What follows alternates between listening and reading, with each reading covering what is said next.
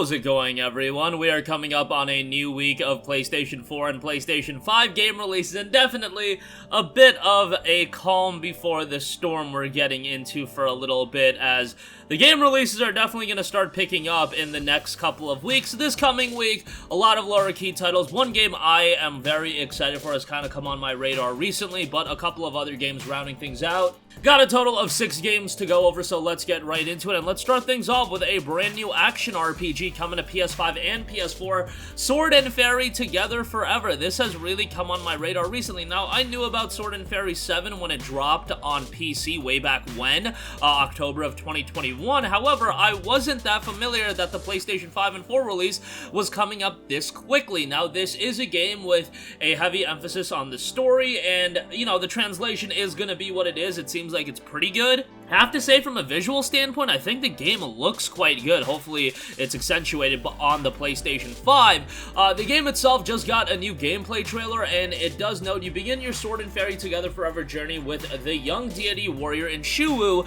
as he infiltrates the demon realm and is pursued by fierce and powerful forces. As he attempts to build up enough power to open up a portal out of the realm, Shuwu encounters a demon lord and suffers a crushing defeat. As the world opens up, players will have the opportunity to explore a wide range of terrains and lands, from flower-covered vistas with waterfalls and rainbows to the hardened majesty of the Demon Kingdom, a wide and colorful countryside to the sea beyond the coast. Through exploration, that'll offer the player a chance to uncover unexpected secrets, often with valuable treasures and rare items as a reward. Now, this is an action RPG where you do have real-time battles, and once attacked, players can unleash a fury of hits on their foes, with combos growing lengthier and more deadly as the character level up. Again, if you are looking for a story-heavy RPG, that is what you're gonna find here. I wouldn't expect something grandiose in length in terms of it being, 70, 80 hours. I would expect more of a compact RPG experience, but still something I think a lot of people are going to end up enjoying. Sword and Fairy 7 is going to be hitting PlayStation 5 and PlayStation 4 on August the 4th. And again, the PC version is titled Sword and Fairy 7. That dropped on PC back in October of 2021.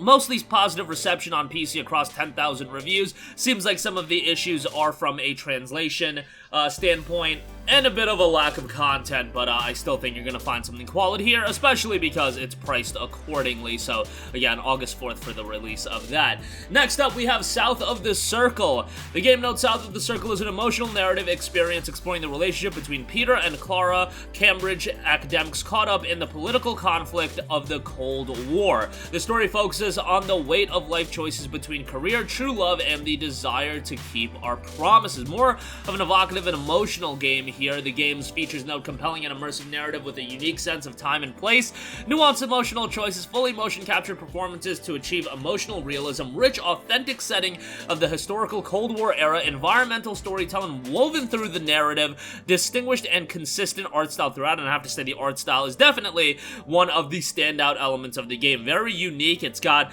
a very, very cool presentation style. Hopefully that extends through the entirety of the game, and it's being published by 11-bit Studios. If you look at 11-bit Studios' publishing repertoire, they've published a lot of great titles, so hopefully South of the Circle adds to that. It is seeing its first release here over on the consoles as well. South of the Circle will be dropping on August 3rd.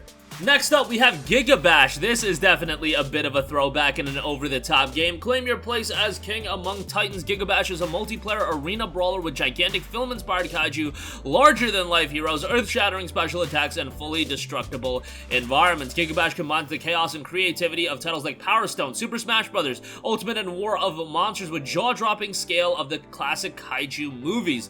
Play as either a rampaging titan or a titan-hunting mecha, summon lightning from the heavens, use a radio tower as a baton, or roll a whole district and your enemies into a single massive snowball, wreak enough havoc, and you'll evolve into your final form, the terrifyingly titanic S-Class. Choose from a colorful roster of 10 unique characters in battle mode, each with their own moveset and playstyle. Can you master them all? Dive into a fun and frenetic free-for-all with as many as 4 other players duking it out in battle mode, or pair up in 2v2, wage war around the world. From cityscapes to exotic locales, nowhere is safe from the wrath of the titans. GigaBash will be hitting PlayStation 4 and 5 on August 5th.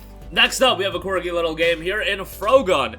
Frogun has you join Renata as she adventures across a world of mystical ruins with the title character of Frogun. Frogun is an old-school platform with the soul of the PS1 N64 era, in which your frog-shaped grappling hook is your best friend. Definitely, even from an art style standpoint and a presentation standpoint and the gameplay from what we've seen, complete throwback to the N64 era. This is something that, if you're a fan of old-school platformers, it's going to be right up your alley. Explore colorful levels full of crispy, pixelated ruins, freezing snowcaps, and scorching lava swamps in a modern representation of the low-poly aesthetic. From levers to buttons, lethal traps, and adorable enemies, there are countless ways to use your Frogun to navigate the world, race Renata's rival, and fight big bosses, find secret areas, or shortcuts by mastering the grappling mechanics. How nimble are you? Collect emblems by fulfilling level challenges, and discover the stories of other adventurers through hidden diary notes. Visit the Hatter to trade your coins for hats, bestiary entries, game art, and more. Opposable photo mode to let you show off your creativity, and on top of that, unlockable 2-player duel arenas to challenge your friends will be available as well. Frogun will be hitting PlayStation 4 on August the 2nd. Next up, we have an arcade shooter in Afterwave Downfall. Afterwave Downfall is an arcade shooter where the player battles against monsters, completes various missions with cool battleship. Deathrix invaded the world and released a mysterious meteorite causing a great flood. Players can upgrade their ships for better performance to fight the most brutal enemies, and a local cooperative mode is featured in the game as well. The game features now 3D cartoon-style graphics with stunning effects. Join your friends on an adventure in a local co-op mode, multiple difficulty levels, 10 stages to overcome with many brutal bosses. Upgrade your battleship systems to develop different playing styles, and 6 battleships to choose from with different abilities. Extra mode allows playing in multiple ways, and many achievements within the game to unlock. Afterwave the Downfall will be hitting a PlayStation 4 on August 4th. And lastly, we have the FMV interactive title in the gallery. FMVs are always going to be a bit of a throwback, but it seems like they've been finding more and more of an audience these days. An art curator is held hostage by a portraitist who threatens to detonate a bomb unless their demands are met. The gallery contains 2 interactive narratives set in 1981 with a female protagonist and 2021 with a male protagonist. Choice-based mechanics including 150 decision paths and 18 unique endings. Relationship tracking mechanic which affects wider story in various ways. Successful tracking of subplots with supporting characters which affect wider story in various ways. 2 different game modes, time choices for a more immersive pressure experience, and pause choices for group play and audience participation. And you've got some renowned acting talent in there as well. The gallery is scheduled for a release on August 1st. And that is going to do it for me. Again, when you look at the roster of games this week, definitely a bit of a come down week, especially because the last few weeks, you know, Digimon Survive, Xenoblade Chronicles 3 on the Switch. There's been a lot of quality titles that have dropped over the last week or so. A few weeks before that, we had Bright Memory Infinite as well. Some, you know, pretty solid entries, and this is definitely a bit of a come down before we really hit into this latter portion of summer, fall, where it's gonna be a lot of games back to back to back. So prepare your wallet. Personally, excited for Sword and Fairy Together Forever, hoping the best out of South of the Circle as well, but that's gonna do it for me. Sound off with all of your thoughts in the comments section down below. Thank you for watching, and goodbye.